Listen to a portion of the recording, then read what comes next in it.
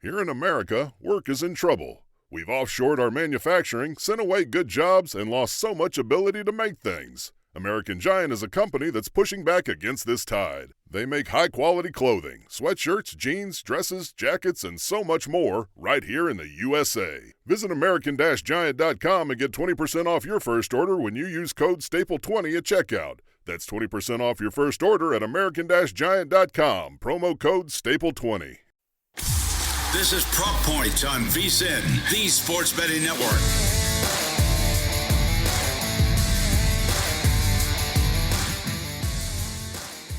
Welcome to Prop Points. Jeff Erickson and Nick Whalen here from Rotowire.com. Heavy basketball show for you today. In fact, producer Michael wanted to be Knicks cast, all 4 segments about the Knicks and how great they really truly are and how we're underappreciating them. But no, we will talk about a lot about the Knicks. We'll talk about the NBA lottery, Dallas Mavericks winning the number 1 pick in the draft. Alex Barutha is going to join us to talk about the player props for tonight's 2 games. Excited about that. And we'll finish with baseball, including my strikeout prop of the day on a heavy MLB slate, although we'll see how many games actually play through with rain on the East Coast. But Nick, we got to start off with Knicks Celtics. Wild game and an unfortunate finish with Jason Tatum getting carried off late. Yeah, so as we sit here on Tuesday afternoon, it is 1:00 my time here in Central, and we still don't have an official update from the Boston Celtics on Jason Tatum. I would have guessed that by now we would have that. You assume he's already undergone the MRI either earlier this morning or even late last night. So still no confirmation on the injury. Of course, if you watched it last night, if you've consumed any media around this, it is assumed to be a torn Achilles. It certainly looked that way, but not a guarantee. Not a guarantee. So, I don't want to do the, Jason Tatum, is he going to play at all next season conversation quite yet, but would imagine that at the very least, this is a severe ankle injury and, seems like a long shot that Jason Tatum, in a best case scenario, plays again in this series or in these playoffs. I don't want that to necessarily fully cover up, though, even though it is the lead story, the fact that the Knicks were in all likelihood going to win this game anyway with another excellent comeback in the third quarter. This game started like every other game in this series has started, basically, which is, Boston building a lead in the first half. They put up 39 points in the first quarter. I think they had 9 threes in the first. Derek White comes out firing, and Jason Tatum, before the injury, of course, had an amazing game, one of the best playoff games of his career. Still finished with 42 points, 8 rebounds, 4 assists, 4 steals, and 2 blocks. It was really the Tatum and White show for Boston, but the injury happened right around the 3-minute mark. The Knicks were leading by 7 at the time. Kind of the way things played out on the court, that ended with an OG Anunoby dunk that put him up 9 and felt like officially sealed it. There's a very real world now, Jeff, where we are looking at the Knicks or the Pacers representing the Eastern Conference in the NBA Finals, which seemed like an outside possibility coming into the season, coming into the playoffs. But, that is the heavily favored outcome now when you look at the rest of the series. Knicks, of course, now up 3-1. I will say the Knicks are still 4.5-point dogs at Boston tomorrow night. So maybe still some faith that even without Jason Tatum, the Celtics team is deep enough to extend the series. But you have to like the Knicks' chances to take one of these next games. Yeah, absolutely. Knicks at plus 135 to be the Eastern Conference winner right now at the DraftKings Sportsbook.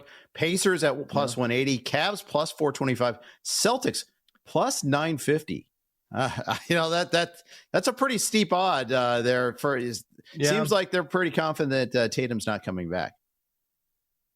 Yeah, very unlikely again. But, I think you look at Boston without Tatum this season, a lot of those games have come, toward the end of the season when they're resting guys. They held them out on back-to-backs against some bad teams, but they're still the most loaded roster to me in the Eastern Conference. So it's not completely out of the question that they could win one of these next 3 and at least put a little bit of pressure on the Knicks without Jason Tatum. But man, I will say, if this is a torn Achilles, it's a big if. If it is for Jason Tatum, that was a huge moment, not only for the Celtics, not only for the series, but in recent NBA history. It's potentially career-altering for Tatum himself. It's certainly franchise-altering if you look at the next few years for the Boston Celtics. Again, if it is an Achilles, likely to miss all of next season. The Celtics have already, been pretty public in discussing with new ownership in place. We got to reduce our cap hit. This might be the last run with this team. And there are ramifications that stretch far beyond the Boston Celtics. The Eastern Conference, if you kind of set the Boston Celtics aside next year and say, okay, Jason Tatum's not playing, maybe they lose some other key pieces, all of a sudden the Eastern Conference is pretty wide open, right? That could change how a team like Cleveland or Milwaukee operates this summer, with the bar to contend for a title in theory being a bit lower. Yeah, I feel like this is like the Wire tweet, the tweet from the Wire. We back up for Milwaukee, for Philly, even maybe. Who knows what their health situation is looking like? But now they have a lottery pick to trade to. So a lot of things that could go differently there. So it is wide opening there. So we'll see what happens. But yeah, Matt, I hope for the best, but prepare for the worst is the way I look at this here. Timberwolves take the 3-1 series lead over the Warriors. Massive third quarter from Anthony Edwards and just the T-Wolves as a whole. Julius Randle carried him in the first half. Bad beat for you on your leading scorer prop because of Edwards' foul trouble and the fact he just didn't come in the fourth quarter late. But still, T-Wolves, they're rolling now. This could end in Game 5. Yeah, this was not a great betting effort from me in this game, Jeff. Got robbed on the Edwards leading scorer play. He picked up that fifth foul early in the fourth quarter, basically sat out the entire quarter, came back in for like 2 minutes, got very clearly fouled on what would have been the 2 free throws that could have given him the game lead in scoring. That was not called. And then, of course, Julius Randle gets a very similar call 2 possessions later to make him the leading scorer in that game. But I thought in terms of how this played out, it was about as expected. I think there was a bit more scoring maybe than we thought on the Golden State side of things. Their team total has been hanging around in the mid-90s. And, Golden State didn't really shoot the ball all that well, but they were able to capitalize on 19 turnovers for the Timberwolves. Once again, Minnesota kind of messed around early in this game. They were trailing by 2 at the half, but you never really felt like it was in much peril, and once Anthony Edwards really got it going in the third quarter, all of a sudden, Minnesota's leading by 16-20 for most of the second half. And look, one thing with this Warriors team, Jeff, especially if Jimmy Butler is playing as quietly as he was last night, even when you get another good game from Jonathan Kuminga off the bench, this team is not constructed with no Steph Curry to come back from any sort of deficit, right? Like they can't be down more than like 6 to 8 points. Like that feels almost insurmountable when Minnesota's up 14, 15, 16 going into the fourth quarter. Golden State just does not have the horses right now to trim into a deficit like that. Unless they play their utter scrubs at the end. That's the only way, apparently, because we've seen this twice now. We almost lost the cover on that game at 5.5. That was crazy. Golden State had the ball with 5 seconds left, down 7. Yep. I was just imagining that coming up on bad beats there. I thought for sure that was going to happen there, the way that was playing out. So frustrating at the very end of the game, but you're right. They aren't constructed well. The worst part for me is just watching the way Jimmy Butler played, just not even taking the shots, right. He's just Jimmy. He's not playoff Jimmy.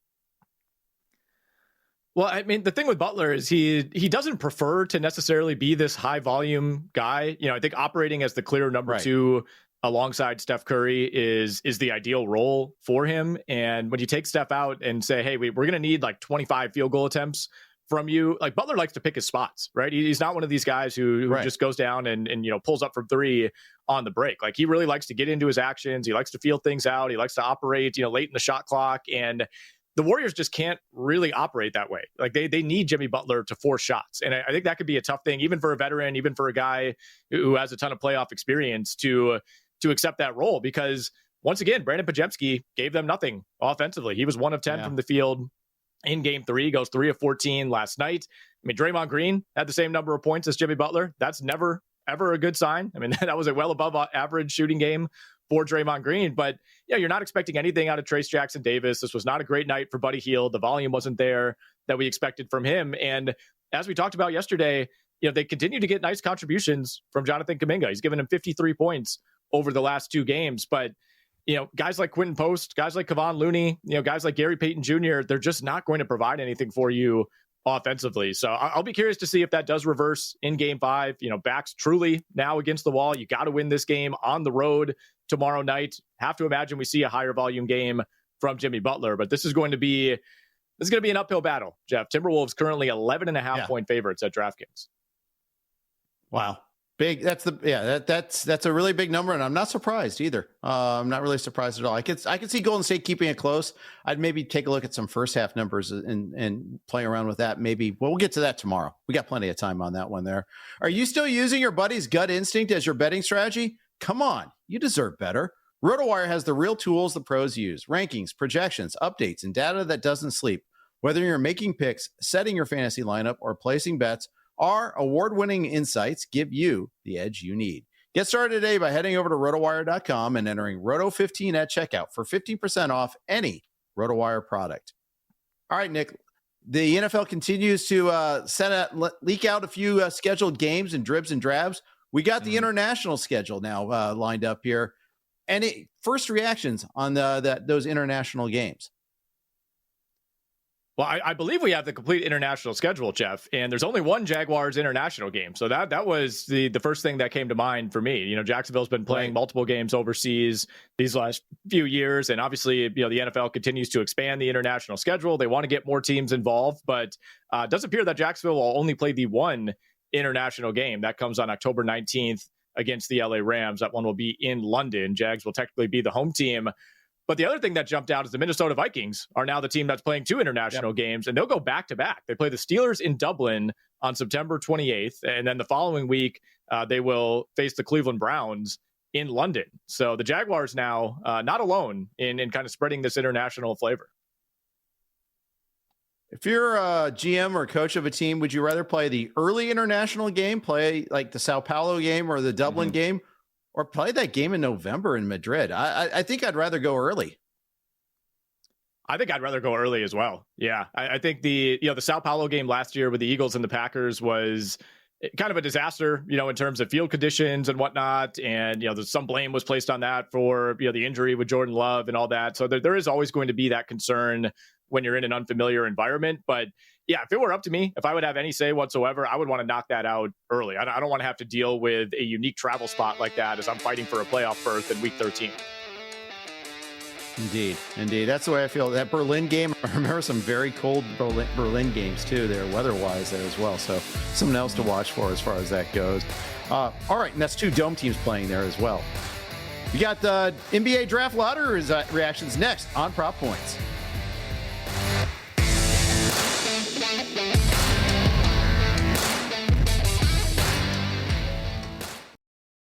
American Giant makes great clothing, sweatshirts, jeans, and more right here in the U.S. Visit American-Giant.com and get 20% off your first order with code STAPLE20. That's 20% off your first order at American-Giant.com, code STAPLE20. You're watching Prop Points on VSiN, the Sports Betting Network.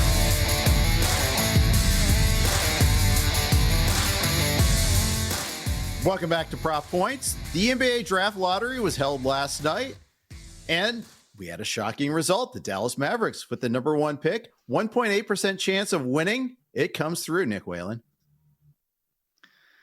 It sure did. This was probably the most chaotic possible result in terms of the team that could jump up for number one. Like you said, Dallas, a 1.8% chance to win the lottery. They were 40-1 if you were betting on the lottery last night, 40-1 to get that first pick. So congratulations to anybody out there who took a chance on Nico Harrison and the Dallas Mavericks. And yeah, it's vindication, I guess, in a very roundabout way for Nico Harrison. You know, if you really want to, you know, kind of squint and say, well, I guess they traded, you know, Luka Doncic for Anthony Davis, a first round pick, and Cooper Flagg. Like that seems like a reasonable NBA deal. But of course, that's not what happened. This does not excuse anything that went down as far as the Luka trade is concerned. But look, man, there are a lot of winners, a lot of losers, a lot to take away from this lottery. Anytime you have a top prize like Cooper Flagg, it's going to feel like the lottery means more, especially when you're coming off of the year that we had last year where, all right, Atlanta jumped up 9 picks to number one, and everybody's like, oh, man, I don't even know if that's a good thing. I don't even know if I want to make that number one pick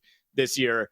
That is not the case in the 2025 draft. And even beyond Cooper Flagg, this is a much, much deeper class. It's a much deeper lottery. You know, certainly the guys you're getting at 2, 3, 4, whether it's Dylan Harper or Ace Bailey or VJ Edgecombe, you feel really good about those three. And there's a lot more depth throughout the lottery. So, you know, certainly plenty to take away at the top. And, you know, I think the other overarching theme last night, Jeff, and there was a lot of talk about this even on the telecast, it felt more like the Giannis lottery than it did the Cooper Flagg lottery. And the way things shook out, I think this only pours gas on the Giannis Antetokounmpo situation. Like all of a sudden, the Dallas Mavericks have a prized asset. And, you know, Giannis has been in some ways linked to the Mavericks in the past. Would they consider putting that pick on the table? San Antonio, I think maybe the biggest winner, if you're looking at this from a Giannis perspective, they jump up 6 spots to number 2. That is a big time asset to potentially dangle in a Giannis trade. When we were talking about this yesterday, Jeff, the San Antonio Spurs were 12-1 at the DraftKings Sportsbook for the Giannis Antetokounmpo next team market.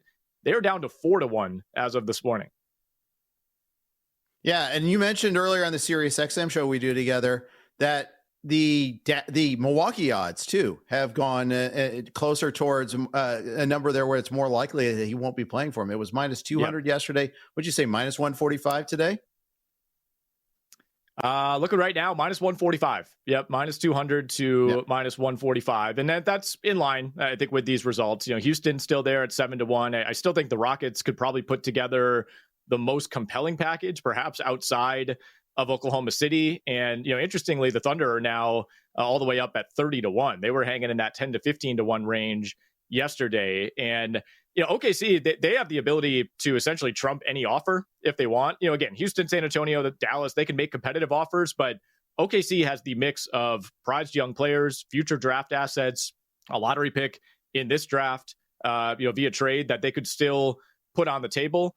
It's just a matter of, does OKC want to do that, right? I think they're kind of the interesting swing piece in this whole discussion because, let's say they go on and win the finals, there's not really much obligation to break up that team, right? If anything, you probably want to run it back. Right. And even if you have an opportunity to get Giannis, that's a really, really difficult decision to break up that young core and, maybe improve your team in the short term, but, harm yourself in the long term. So I think OKC is almost in its own discussion right now, but Dallas and San Antonio and Houston still very, very much in the mix.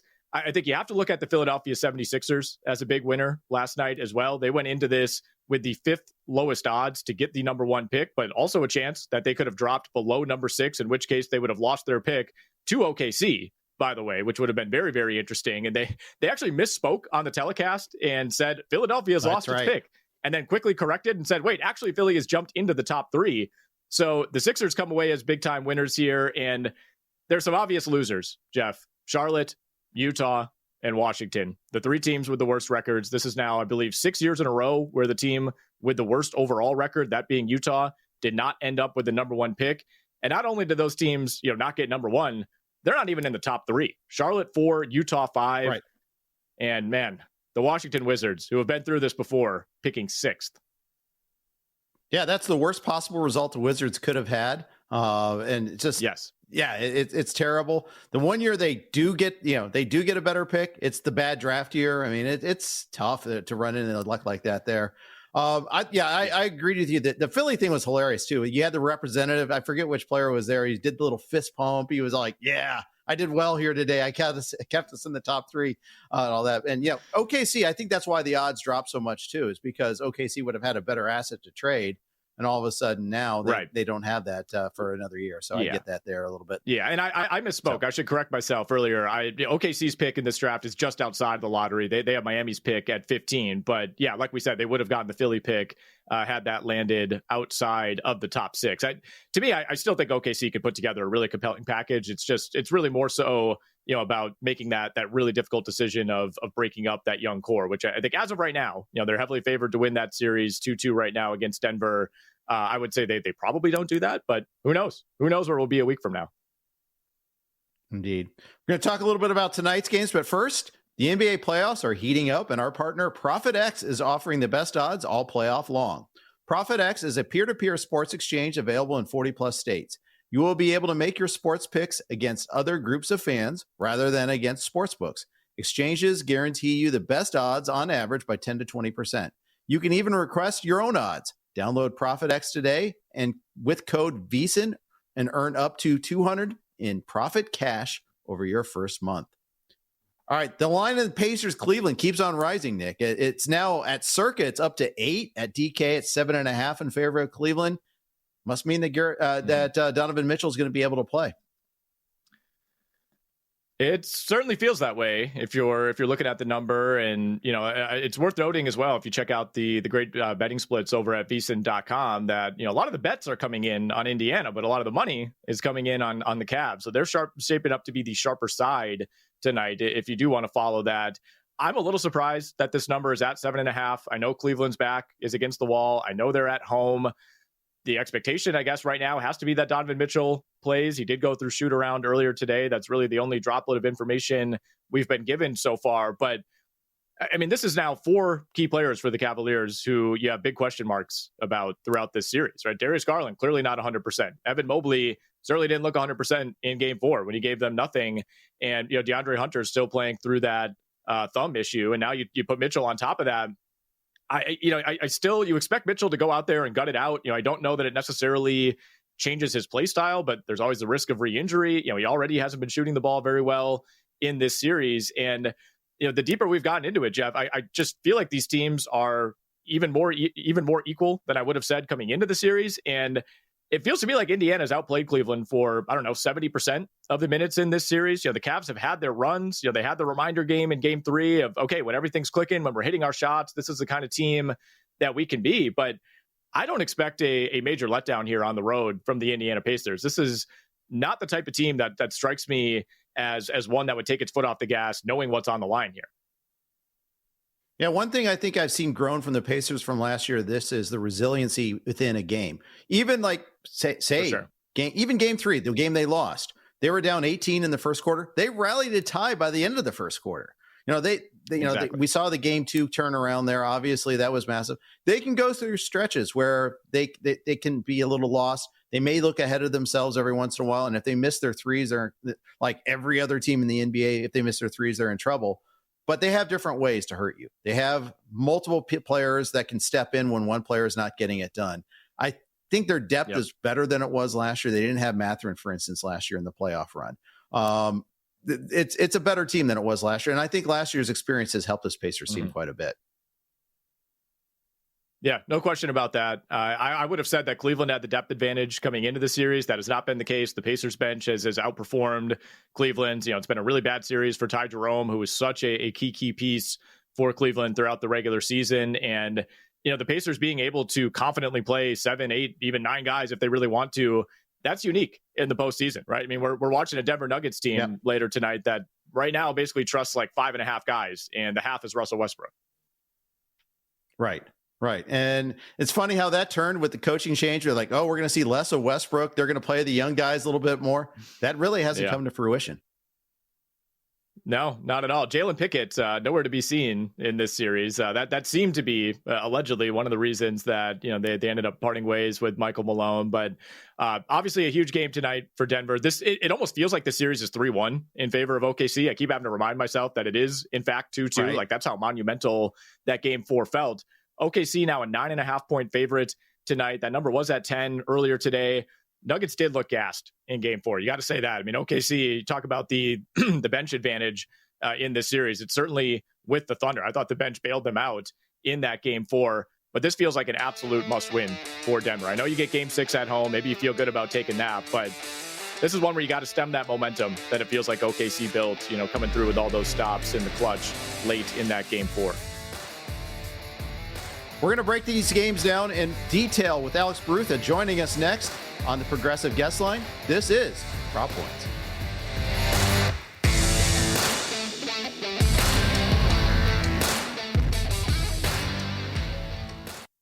You're watching Prop Points on VSiN, the Sports Betting Network.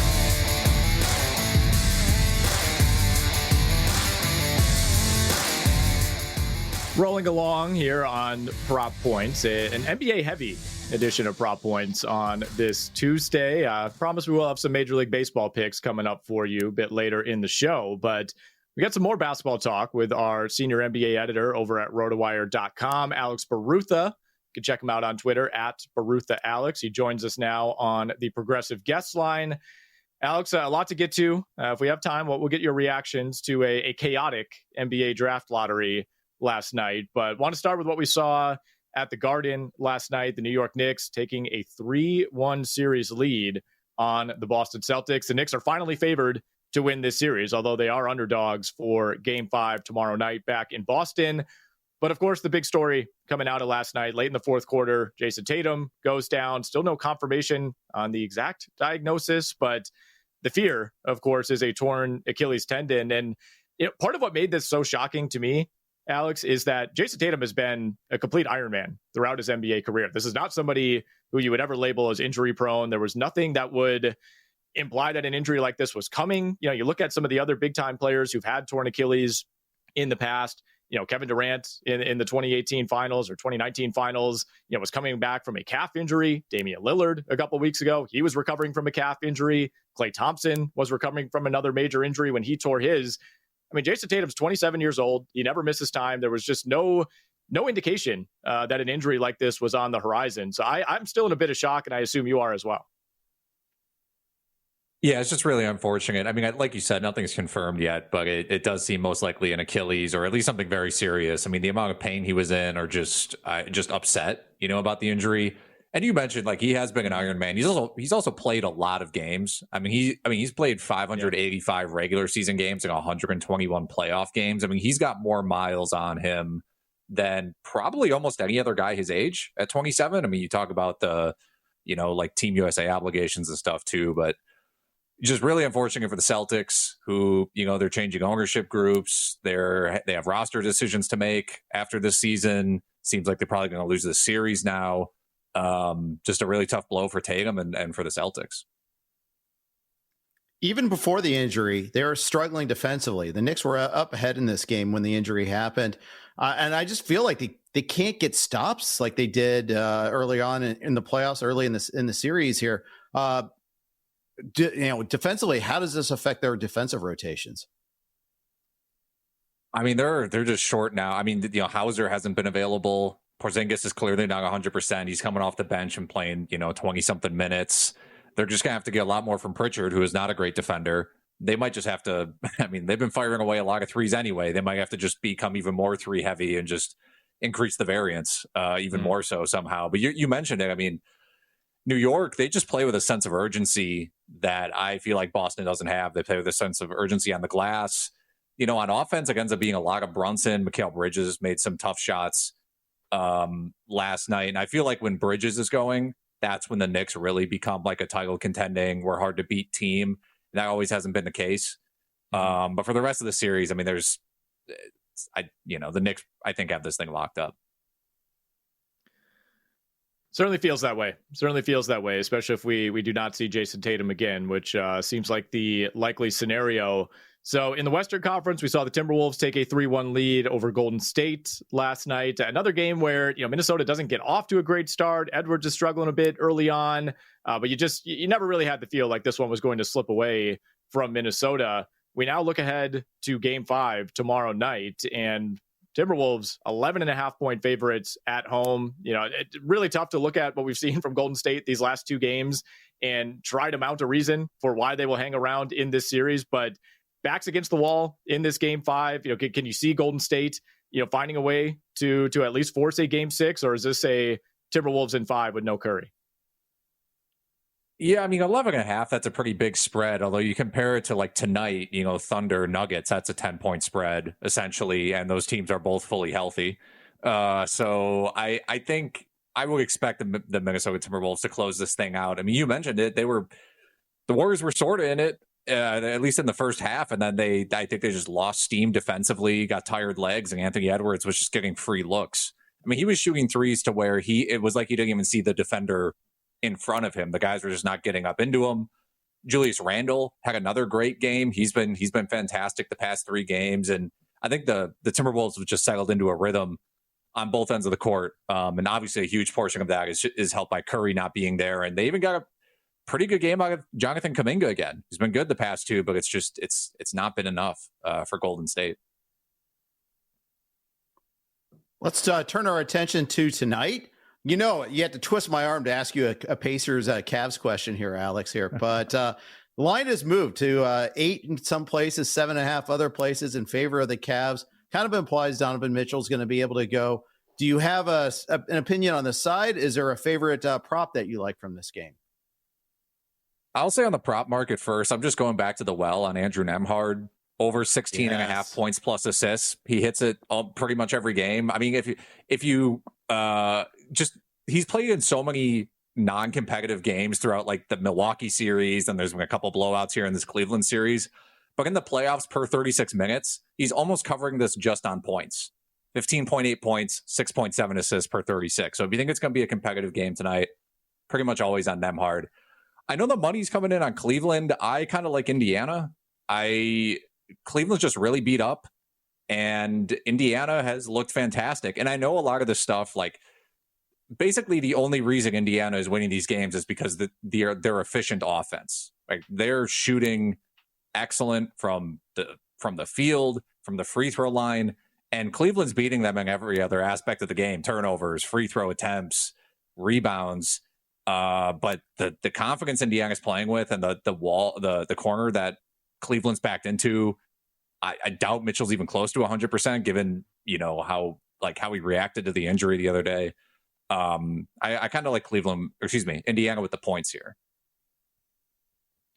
We'll have more from Alex Barutha in a moment, talking Nuggets Thunder. But first, you could bet the Preakness Stakes with First Bet and get rewarded. New customers can use promo code VSIN200 to score a 20% rebate on all wagers for the first 60 days, up to $200.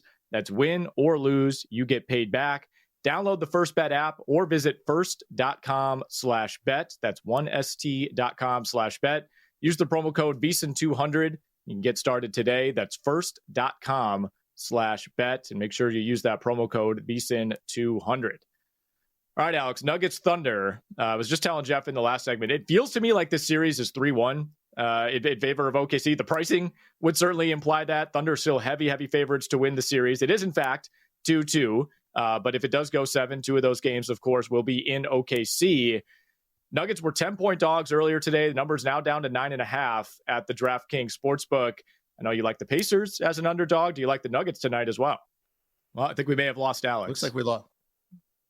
I think we lost Alex Barutha. So right, well, I will tell you, Jeff, what Alex has for us in this game. He does, in fact, like the Denver Nuggets to cover. I don't know that he likes them to win outright, but we can at least pass along his picks. So he likes Denver to cover. He's also looking at a pet prop that I've been going back to throughout these playoffs as well. That's Aaron Gordon over 25.5 points plus rebounds plus assists. I've been focused more on the rebounding specifically for Aaron Gordon, but I think this is a really, really appealing number for a guy who has, multiple double-digit rebound games alone in this series. He continues to shoot it well from beyond the arc, and he's taking a look at Chet Holmgren over 9.5 boards as well. So that is how we are taking a look at this Nuggets Thunder game. Do we have Alex Barutha back on the line? Is this correct? Can you guys hear me? There we go. There we go, Alex. Well, I just revealed your plays, but tell us a little bit more about your line of thinking when it comes to the props for Aaron Gordon and Chet Holmgren tonight. I think you sold him pretty well. I mean, the thing with Gordon is clearly he has the trust of David Adelman and ends up with the ball in his hands a lot, whether it's just in the half court. They need him to make plays because they don't trust anybody outside of Jokic or Murray to make plays. And he's great on the offensive glass. I mean, someone who's going to play 40 minutes a game and is just in the offense so heavily. And then Holmgren, Hartenstein is just basically defending Jokic and then immediately boxing him out when he shoots, and then Holmgren just flies in for defensive rebounds. And has 7 offensive rebounds in the past 2 games as well. So I know Holmgren's offense has been up and down. He's been a little inconsistent. He's been in some foul trouble, but if he can play 30, 35 minutes, I think this is pretty nice over 9.5.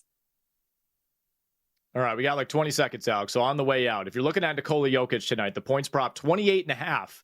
Can the Thunder continue defending him as they have these last 3 games, or are we getting a big-time Jokic performance tonight?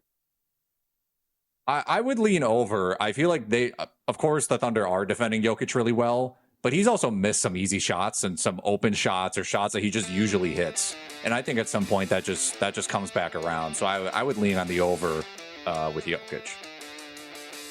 All right, there we have it. 28.5 is that number tonight for Nikola Jokic, minus 115 both ways at the DraftKings Sportsbook. Talk a little Major League Baseball on the other side. Jeff Erickson's best bets for the Tuesday slate coming up next on Prop Points.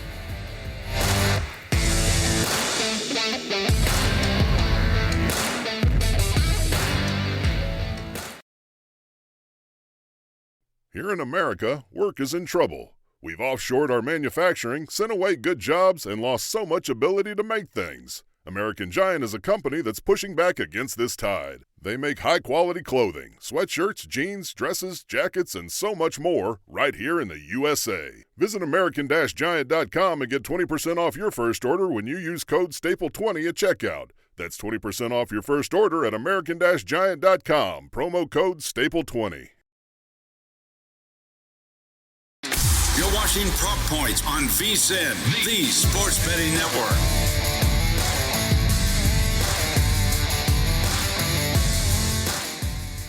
Welcome back to Prop Points here on the Sports Betting Network. Nick Whalen, Jeff Erickson taking you up to the top of the hour. As always, Make It Rain with Adam Shine coming up next here on VSiN.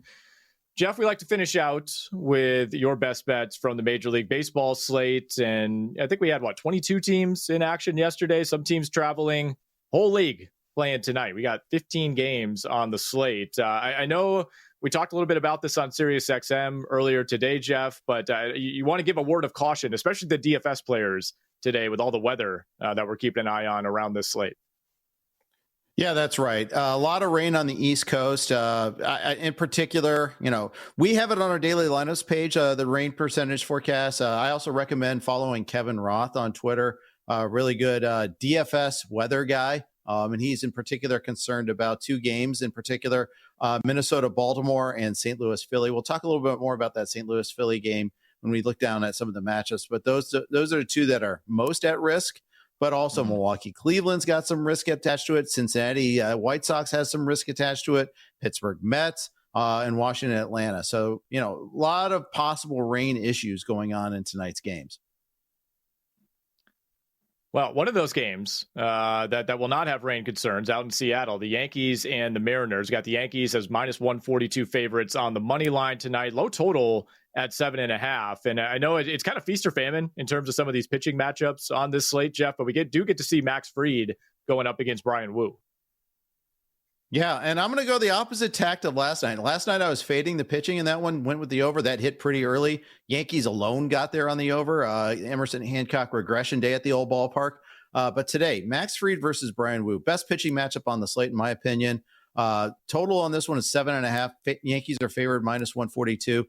Brian Wu, way better at home than he is on the road. And he's a good pitcher on the road, but still, 138 home ERA in his two starts so far. Over his career, 262 at home, 399 on the road. He's had to have 5 of his starts on the road and some tough opponents on that there. So his overall line makes him look a little worse than he is. He's a good pitcher, really good pitcher there. 4-1 still with a 3.25 ERA. He's gone 6 or more innings in all 7 of his starts. Only problem though is if you're trying to do an outs recorded prop for Brian Wu, the odds are, the payout odds are minus 200. Or worse. And whether you go over, under, or go 18 plus, you can either get 15 plus or 18 plus on the DraftKings Sportsbook.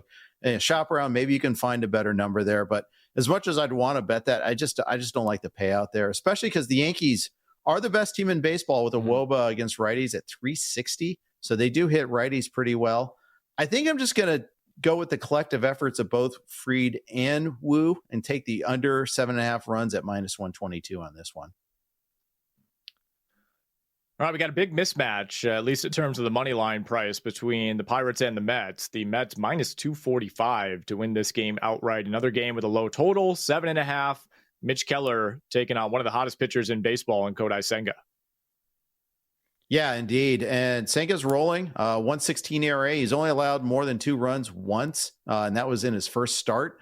And that was 4 runs, only 2 of those were even earned.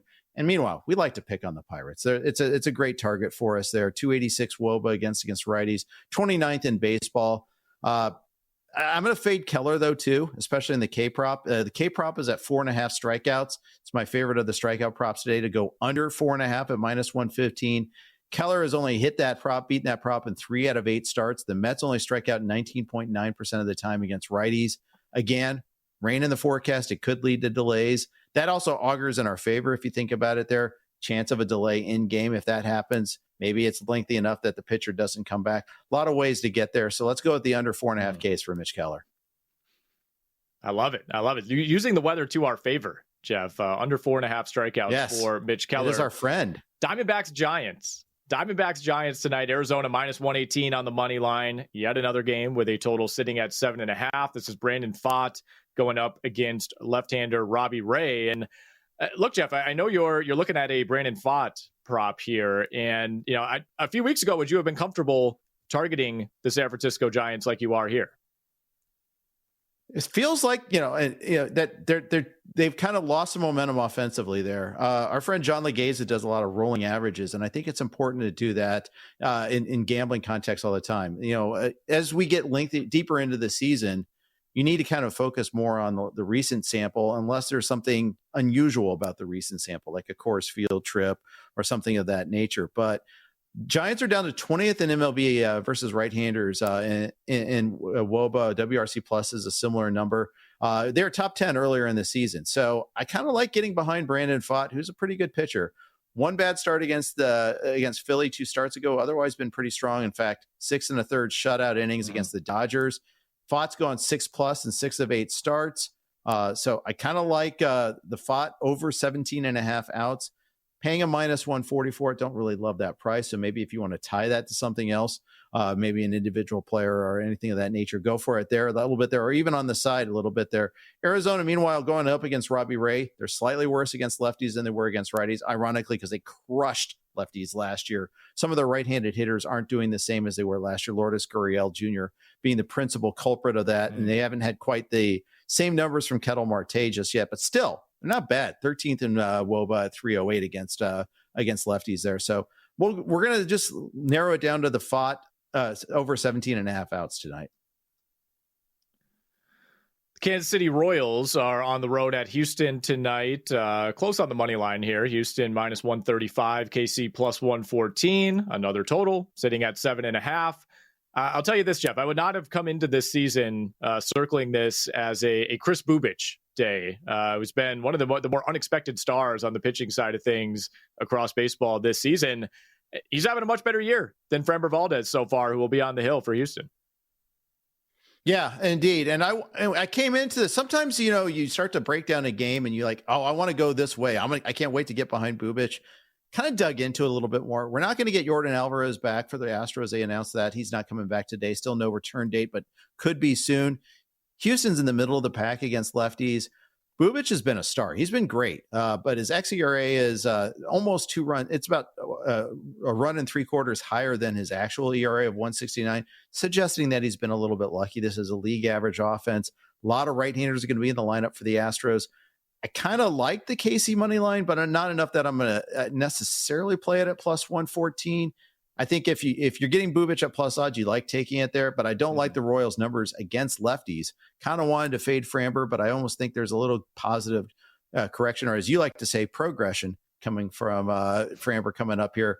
264 WOBA against lefties for the Royals, so they do struggle a little bit against lefties. So instead, let's just go with the under 7.5 runs at minus 112.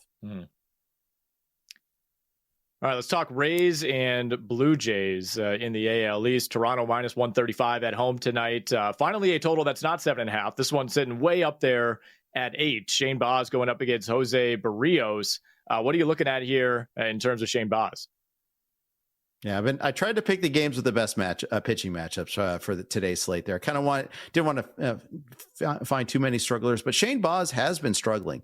3 out of his last 4 starts have been tough ones against Philly, against KC, and against the Yankees. Okay, against Philly and the Yankees, you expect that they're not necessarily KC. The thing about Baz is in those starts, he's had a total of 7 strikeouts after piling up some bigger strikeout numbers earlier against like the Angels, against the Padres. There's some discussion that the Rays have found a fix on Baz after doing some video work. I presume they do video work after every start, though, so I don't know if I'm reading too much into that. Toronto, though, they don't strike out against righties. 19% strikeout rate against righties. So we're going to go the under Baz 4.5 Ks at plus 105. Kind of like that. Maybe if you want to go find a Vlad or a homer prop or go another way to fade Baz, I could go that way too. All right, there we have it. You can find all of Jeff's picks. You can find all of our expert picks each day over at vsin.com.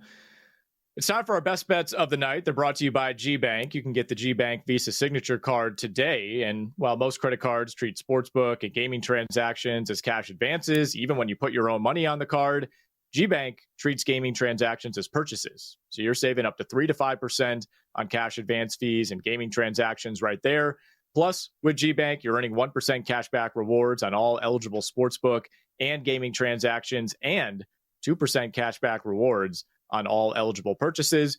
You can apply now over at vsin.com/GBank. That's vsin, VSIN.com/GBank. All right, Jeff, you just gave us some great bets for the Major League Baseball slate. Are we staying there? Are we going to the NBA? What do you like for your best bet of the night? Going back to the NBA, I'm going to be a self-hating Pacers fan because I do think Cleveland wins Game 5. And because of that, the theory of the case is I think the pace will be slower than the blistering pace on Sunday. Let's go the under 230 in this game. All right, there we have it. The under 230 at -110. I'm sticking with that game too. Max Strus, over 2.5 made threes, -125 at DK. He's gone over in 3 straight, 5 of the last 7. Cavs going to need him to come through if Donovan Mitchell is limited tonight. That's going to do it for us here on Prop Points. Make it rain with Adam Shine. Coming up next, Zach Cohen going to join him, give his best bets for this 2-game NBA slate. Best of luck. We'll talk to you tomorrow. These days, work is in trouble. We've outsourced most of our manufacturing to other countries, and with that, we sent away good jobs and our capability to make things. American Giant is a clothing company that's pushing back against this tide. They make all kinds of high-quality clothing and activewear, like sweatshirts, jeans, dresses, jackets, and so much more, right here in the USA. So when you buy American Giant, you create jobs in towns and cities across the country. And jobs bring pride, purpose. They stitch people together. If all that sounds good to you, visit American-Giant.com and get 20% off your first order when you use code STAPLE20 at checkout. That's 20% off your first order at American-Giant.com with promo code STAPLE20.